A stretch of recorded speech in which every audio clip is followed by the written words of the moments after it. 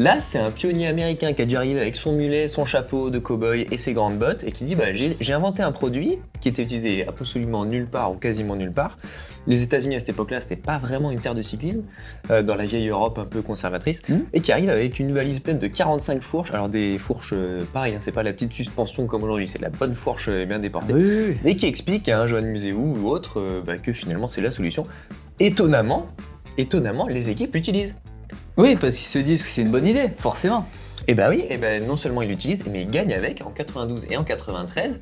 Du coup, la légende de l'époque, Johan Museeuw, qui est un peu le patron du cyclisme, en tout cas des classiques de l'époque, le Belge, se dit attends, si les autres gagnent avec, moi si je gagne pas, c'est parce que j'en ai pas. Et donc il décide de l'utiliser, sauf que finalement, lui, il finit 13e, donc il décrète que c'est à cause de la fourche.